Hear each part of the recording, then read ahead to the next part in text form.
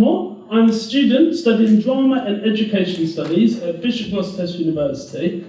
And today, I'd like to talk to you about the power that drama holds, how theatre can be an example of social change, and the different relationship between fear and theatre. Now, being someone who's passionate about theatre, I've come across many misconceptions about the subject over the years. For example, people saying that drama's just silly fun, drama's only for the select few, and that theatre has no impact on society.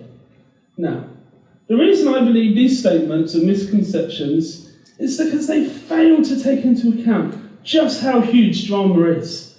Drama is made up of so many different styles and themes, and all of these styles and themes have different aims and objectives.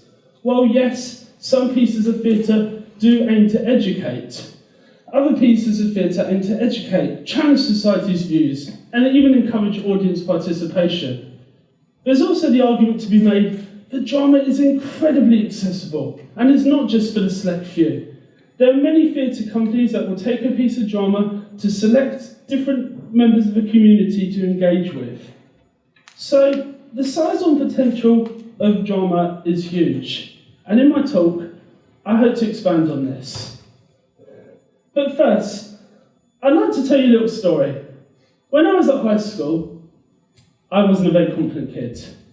There were times when I didn't want to go to school, and I was worried what might happen that day. But drama helped me build in confidence. It helped me feel more positive about myself. The theatre became a place where I could feel safe, and I could leave all my worries behind. Drama also taught me that it's okay to be scared, and that fear is natural. I'll always remember my drama teacher said to me before a performance that it's okay to be nervous, and that if you wasn't, it could suggest that you don't care. The trick, however, is managing your nerves so that they don't affect you negatively. For example, whenever I have a performance, I do all I can to remain as calm and focused as possible, whether this be having a drink of water or doing some breathing exercises. If a performer lets their fears and nerves get the better of them, it will affect them negatively the second they step on stage. Therefore, it's absolutely crucial to remain as calm and focused as possible. When considering fear in theatre, it's also important to look at the situation from the audience's view. For example, if a play is dealing with a horror theme, then making its audience feel fearful is most probably the main aim. But if a play is dealing with a sensitive social issue, the message needs to be handled carefully. The style of the play needs to be appropriate for the message. While yes, it is important to challenge society's views, creating fear for the sake of fear is just inappropriate. So you need to understand your message, and you need to understand how that message is communicated. And this leads me on to my next point, that it is so important to understand your target audience.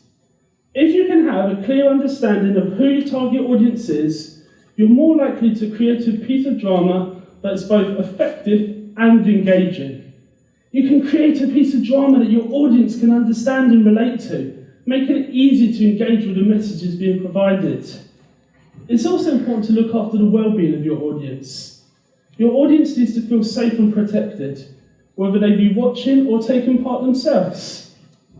This idea of protecting your audience is especially important if the play is dealing with a sensitive issue or the target audience is a more vulnerable group.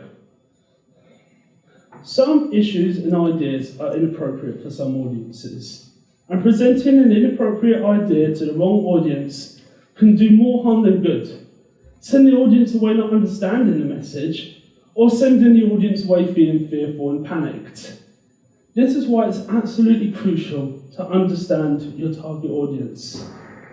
Also, from an early stage in the rehearsal process, you need to have a clear idea about how you want to use staging, lighting and sound in your performance, how you want your actors to move around in the space, and even where you want your audience to be placed.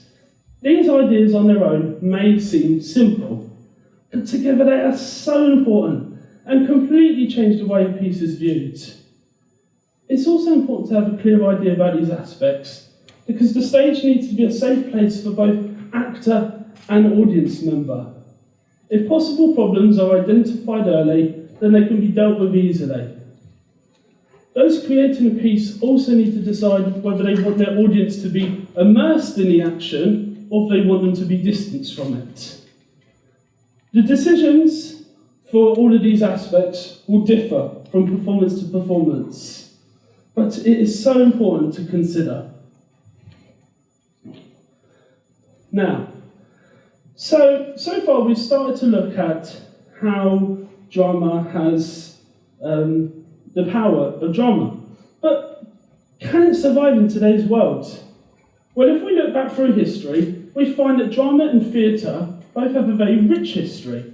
Started in ancient Greece and then carried on by the ancient Romans, theatre's changed a lot over the years.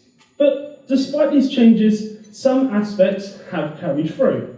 For example, the use of masks in ancient Greek and Roman theatre to represent gender, class, and age. Mask work today remains a popular tool, still used by performers. Ancient Greek and ancient Roman performances often focused on themes of comedy and tragedy, but not all performances were for entertainment. Many performances were a spiritual event and were a way for people to connect to gods. What I think this shows is that drama has the ability to adapt to meet society's needs. So yes, I do believe theatre will survive. So far, how has theatre helped shape society? And what possible examples are there to support this? Well, first, let's look at the work of Henrik Ibsen. Ibsen is a playwright who included strong and independent female characters in his plays in a time when women's rights were poor. An example of this could be from the play Hedda Gabler. In the play, Hedda is ashamed of her gender. She has no maternal feelings. She behaves in a way that women were not supposed to, and she plays with her father's pistols, which are symbolic for masculinity in the play and Hedda's desire to be male. A Doll's House, also by Henrik Ibsen, includes a character called Nora, who, like Hedda, behaved in a way that women were not supposed to at the time, with Nora even walking away from and leaving her family at the end of the play. Contemporary playwrights such as Sarah Kane and Lucy Preble have also presented controversial ideas in their plays. For example, Sarah Kane caused controversy when she presented a shocking view of sexual violence in war in her play Blasted, with one reviewer even calling it a disgusting feast of filth. While Kane's later play 4.48 Psychosis also caused a divided opinion due to its heavy subject matter and for the fact that Sarah Kane sadly committed suicide before the performance was ever put on stage. Lucy Preble presented a controversial and scary idea that sometimes the worst people in our society can seem like normal people in her play, The Sugar Syndrome. In the play, audiences are presented with several characters with their own individual flaws. But perhaps the most worrying of these is the character of Tim, for what he says and what he does during the play. But despite this, audiences get little glimpses where they see Tim and they think, that seems like something a normal person would do. What these playwrights have in common is that they presented controversial ideas, not to offend, but to start a conversation. By starting this conversation, it can create a domino effect, because what starts as talking can turn to action, and then action can turn to change. Henrik Ibsen helped change the role of women in society, and Sarah Kane helped change the way that we see depression and suicide. So, to wrap up, it's difficult to estimate what theatre will look like in the future. But I believe, because of some of the evidence that we've touched on today, theatre will remain a popular tool to create social change. It will give a voice to people. It will continue to meet aims and objectives. And one more thing I'd like to finish on before I go is, if any of you get the opportunity to watch a piece of theatre, then I greatly encourage you to. Theatre companies depend on audiences to keep them alive.